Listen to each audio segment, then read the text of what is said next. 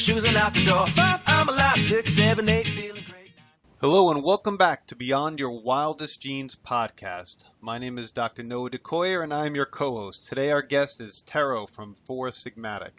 Four Sigmatic is a mushroom superfood company founded by a group of Finnish friends. It is based on the belief that health can be vastly improved through simple dietary tweaks.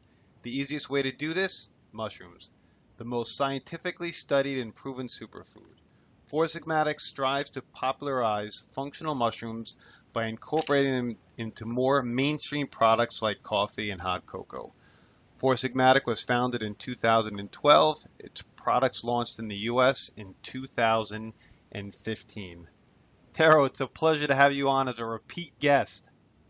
Yeah, thanks for having me back on. A pleasure to be here. You know, when I heard you were publishing a new book, I knew I had to reach out again. And before I begin, let me encourage anyone who's listening today who hasn't listened to our first podcast interview, please check it out on iTunes. It was released November 8th of last year, and it's number 68 on Beyond Your Wildest Genes. And it's essentially Medicinal Mushrooms 101. So tell me, Tero, how are you doing today? I'm doing great. I'm traveling a lot with the book coming out and flying tomorrow in New York again. And I just got back to LA where I live a few days ago. So it's been a hectic time. But that again, it's also great mushroom foraging season. So hopefully I'll get to catch some mushrooms in New York. There's no doubt. I was in the Catskills last month, and because of the rainy season, there was all sorts of black trumpets and other kind of mushrooms that I was very familiar with. And then just the other day, definitely some seps around by me too. So it is good foraging season without a doubt right now. That's awesome. Hopefully I'll not be inside in meetings too long. I get to enjoy the forest as much as I can. But I'm also excited to talk to a lot of people about some of the other stuff they don't know about mushrooms and my cooking with mushrooms as well. Yeah, so let's give the audience just a few seconds, maybe 30 seconds to a minute, just a little bit of your background, Four Sigmatic, and then the difference between medicinal mushrooms and culinary mushrooms and kind of where they intersect. Sure. So my name is Tero, and I'm a 13th-generation family farmer out of Finland, and I've studied chemistry and nutrition and work with nutrition for the last about 14 years, and then about 12 years ago, started my first mushroom venture. Like you said, Four Sigmatic tries to really popularize the consumption of mushrooms, and especially these functional mushrooms, or sometimes known as medicinal mushrooms. So those are a little different from the culinary ones, and there is some overlap. So culinary mushrooms, on layman terms, grow on the ground, and functional mushrooms grow on the tree. And on the culinary mushrooms are the bottom mushroom, the portobello mushroom, and then the functional mushrooms are the chaga, the reishi, the turkey tail. Now, there are some mushrooms that are actually growing on trees and are functional mushrooms that can also be used great for culinary purposes. And some of these are the ones that your listeners might be most familiar with, such as Shiitake, Maitake, maybe lion's mane, and enoki.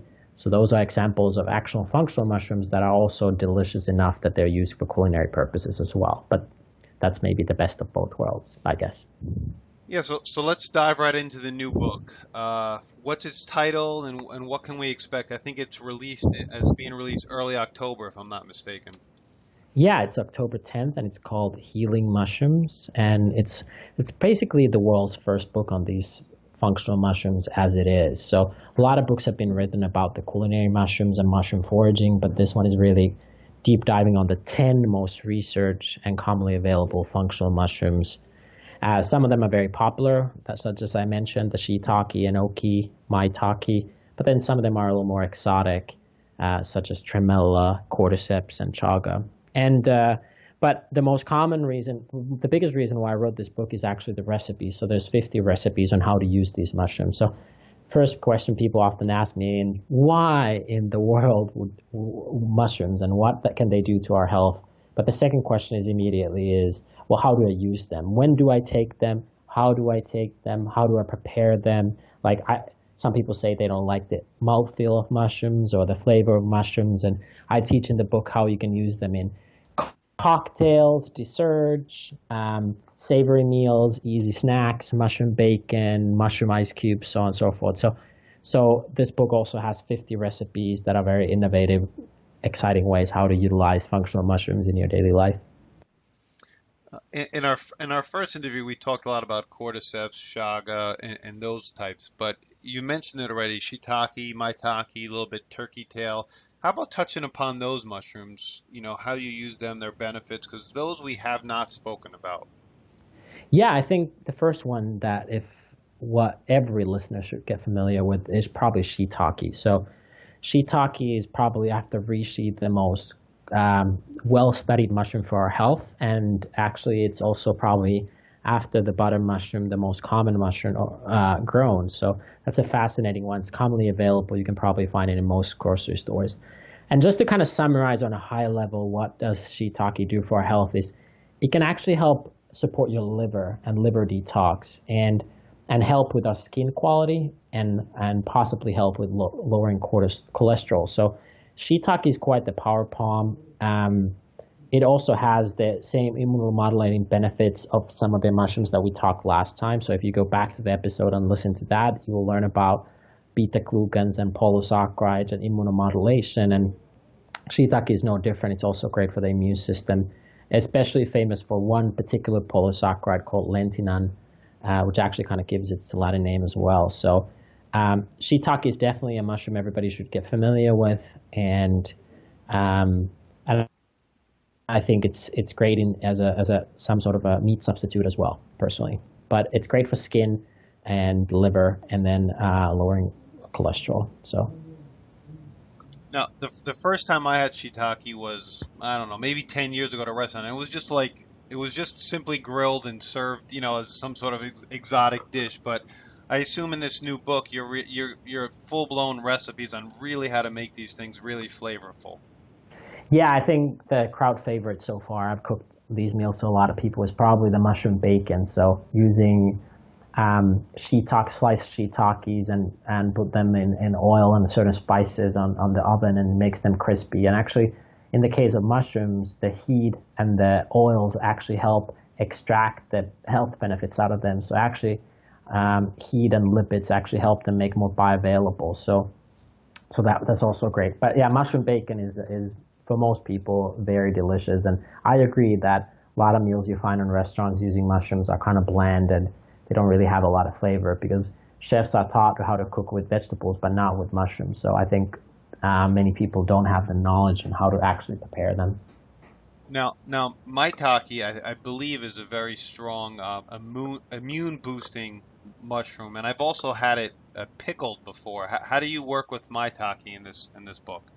Honestly, maitake is maybe my favorite culinary mushroom as well. I just absolutely adore its flavor. And for some people, actually, you might recognize it as hen of the woods. So sometimes in the Northeast, it's called hen of the woods, or some people call it sheep's head, ram's head. So just if you ever heard hen of the woods or ram's head, this is maitake. And like you said, it's very powerful. The immunomodulation properties, again, it has these SX fractions, very particular type of polysaccharides again. So I guess if I take one step back, it's good to know that mushrooms are kind of like dark leafy greens. So even though they all have polysaccharides the same way as all dark leafy greens have chlorophyll, the color green, it's also good to kind of vary your greens. So have spinach and kale and dandelion and nettle the same way with mushrooms, even though they all have polysaccharides, they're slightly different. But besides that immunosupport, I think maitake is the best mushroom by far for blood sugar. So it really helps with blood sugar, and blood sugar is obviously important for weight loss, and certain people have struggled with that, but just maintaining a balanced blood sugar. And it's also great for the digestive tract. So people who have digestive issues that might be like GI tract stuff, it could be a fascinating mushroom for that. And as far as cooking, there's so many different ways how you can do it, from maitake muffins to also just this is not in the book per se, but maitake is one of, like I said, my favorite mushrooms, and the soft, elusive umami flavor that it has, the fifth flavor, I kind of like you can just cook it in butter or another type of oil, and it really comes out. So you don't necessarily need to buy my book to prepare a delicious maitake. You just put it with butter, but there's a lot of unique ways how you can make it like more blood sugar friendly meals by using Maitake, and that's also covered in the book a lot. You've mentioned, cooking these mushrooms with oils or butter, and that's the reason. And explain that reason a little bit more, why that's so important. So mushrooms, especially these mushrooms that grow on trees, so these functional mushrooms have a chitin layer. So and that chitin is we cannot absorb it. So some of them you can cut with a knife, some of them you can't. But in a way, nevertheless, they should be prepared almost like you prepare bone broth. So that you need to apply heat and lipids to unlock their benefits. Also, in the case of some mushrooms, cooking them or sauteing them actually removes some possible toxins if they're foraged mushrooms. So there's also that as a reason why it can be beneficial. But using both water-soluble compounds, the polysaccharides kind of love heat and high water, and then these more adaptogenic properties in the Maitake and Shiitake and other mushrooms, those kind of love either a lipid or alcohol. So it's you're extracting the fat-soluble compounds out of these mushrooms. Yeah, let me just say, if people are interested in learning a lot more quickly about mushrooms and how to cook them, Four Sigmatic on their website, they have a great section and a couple great tutorials. What are they called again, Tero? It's Mushroom Academy? Mushroom Academy, yeah, Mushroom Academy. So we have 3 free courses. It's a free e-learning course about mushrooms in general. So if you're interested in learning what mushrooms can do in a quick bullet-sized, bite-sized format, go do the Mushroom Academy levels and you'll learn a lot more. Now, how about turkey tail? Turkey tail, I think I see often in nature. I'm just a little hesitant to go for it, but speak a little bit on turkey tail. Yeah, I mean, look, turkey tail is probably the easiest mushrooms to start foraging out of these in the beginning. Not only it's widely found, but it's also very safe to find. It's grown on decaying trees and tree stumps, and there is a false turkey tail as well, but it's totally non-toxic. So it looks like a tail of a turkey or a rainbow piece. It's fairly small, and if you just learn it once, you will always learn. It's like a fan-like shape, sometimes in tiered clusters and multiple colors. Even its Latin name refers to many colors, and yeah, it's a very easy mushroom to find and recognize. And why would one use turkey tail is it's actually funny is that turkey tail has been used as compounds extracted from turkey tail has been used since the 1980s in Japan as a government-allowed cancer drug. So there's 2 compounds that are very extremely well studied out of turkey tail that are extracted. There's the polysaccharide crestin or PSK and polysaccharide peptide PSP, and these 2 isolated compounds out of turkey tail are among the most studied properties, and they're incredible for infections and other things like that. But a lot of people also report in turkey tail similar to things as Maitake and sometimes with reishi, like helps with digestion and common cold and flus. So it's a good all-around wellness mushroom that is also extremely studied for individual compounds, especially in Japan. And I believe it's going now through FDA trials here in the U.S. as well through the Buster University. So hopefully we'll hear a lot more about turkey tail soon, especially because it's growing in almost every nook and cranny in the U.S. Fascinating. Now, what are a few of your other favorite recipes in the new book? Well, actually, you can use turkey tail for one of the easy ones. I do an avocado mousse. So I think a lot of my friends have now been really excited about just controlling their sugar, and they've been on the ketogenic diet and or fasting or just generally been mindful. But then they report that, I still have a sweet tooth and I want something that I can have. And what I've been doing to a lot of my friends is just mixing avocado and coconut oil, maybe a little bit of nut milk, cacao powder, and then using sometimes things like stevia and monk fruit, and then adding these mushroom extracts there. And they're really a delicious way of like preparing a sugar-free dessert that you can have on your fridge for actually multiple days. And whenever guests come or you feel those cravings, you can just have them, and you're getting the benefits of not only good fats in coconut and avocado, but you're also getting cacao powder, real cacao powder, and mushroom extracts and possibly other adaptogens in your body. So I really like that recipe a lot, and I think that can help a lot of people But there's so many. Like I love all of them. There's mushroom, like I said, cocktails and mocktails, and there's mushroom pizza and mushroom fries and mushroom ice cubes, and there's a lot of stuff there. But maybe that avocado mousse is a current favorite. Great. I'm personally looking forward to the book. I have it on order already, so I'm looking forward to getting it. Now I have two relatively final questions, Tero. Um, One, I noticed there's some new products on Four Sigmatic. Do you mind talking about those products a little bit? Sure. Yeah. So are you talking about the sleep and the brain? Yeah. So a lot of people have been asking us for products that you can mix with cold water. A lot of people travel and they don't have a blender or a milk frother or whatever with them. So we make these stick pack products you can mix in cold water. Other one is for the brain and it comes in lemon flavor, and the other one comes in a sleep stick in a berry flavor.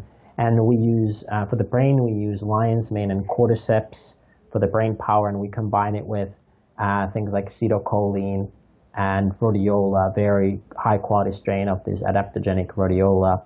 And for the sleep, we use another favorite of mine, ashwagandha, clinically studied ashwagandha, reishi spores and reishi fruiting bodies with kind of my normal evening time stack of supplement, which is L-tryptophan, L-theanine, and magnesium. So ashwagandha, reishi, L-theanine, L-tryptophan, and magnesium. So those are the products, and they come in easy sticks and in a 30-day box, and you can have a 30 days of brain power and 30 days of sleep power by trying them out.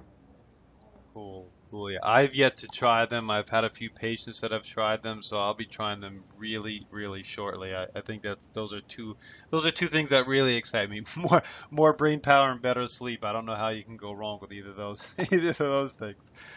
Yeah, those are good starting points for a lot of stuff, especially sleep. And I would say is like people who are really into already mushrooms and maybe this stuff that we today talked about are familiar with, I highly recommend getting into reishi spores. So using the spores and especially the terpenes in the spores is a whole nother fascinating world. And especially if you're highly stressed or you struggle with sleep, reishi spores are quite the powerful thing to look into besides the other ingredients in the blend. But I'm especially excited about reishi spores. Cool. Now I've been asking a question the last several interviews.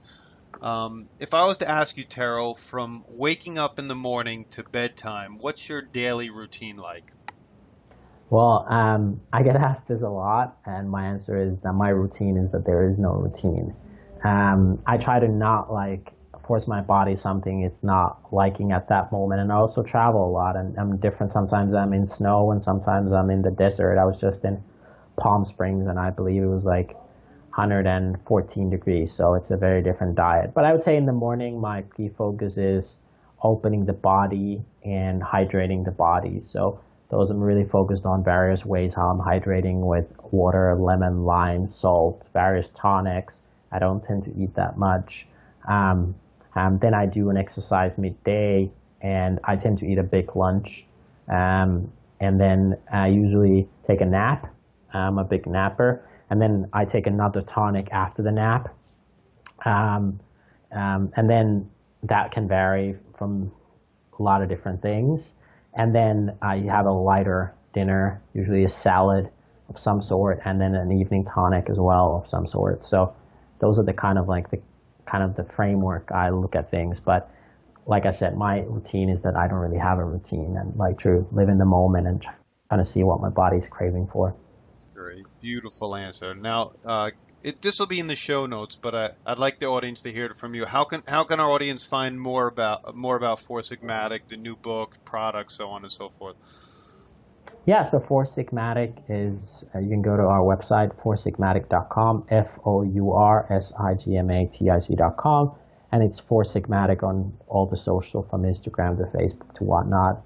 And probably to follow me, the best way to is go to those websites and find my work there as well. And like you said, we have a free Mushroom Academy, so you can buy the book for $16 normally. I see it's on Amazon. It's a little cheaper now as well. But so if you go to Amazon or another prominent bookstore like Barnes and Noble or BAM Books or whatever, you can find it there under Healing Mushrooms and my name. And then I would say if you're not excited about reading books, you should also check out the Mushroom Academy, which is pretty. It's videos and little quizzes to learn about more about mushrooms. Great. Tero, I truly appreciate your time. I always love interviewing you, talking mushrooms. I've always been interested in, and it's been great being able to interview a few times. I really appreciate it. Thanks, man, and really appreciate you taking me on the second time, and also look forward to your feedback on the book and the new products to come. Definitely will. Definitely will. All the links to purchase Four Sigmatic's line of superfoods and the new book will be in the show notes. A specially designed discount code for 10% off for our loyal listeners is BYWG. My name is Dr. Noah DeCoyer, your co-host, and you are listening to the Beyond Your Wildest Genes podcast. If you like what you've heard today, please share this with your friends and family and encourage them to subscribe on iTunes. You can sign up for our incredible weekly email at www.beyondyourwildestgenes.com. And by the time this podcast is released, our newest 12-module course, Getting to Goddess, should be available. You can access this by going to our website, www.beyondyourwildestgenes.com, and clicking the tab BYWG Academy. Thank you, and as my oldest son Hayden says, be awesome and never unawesome.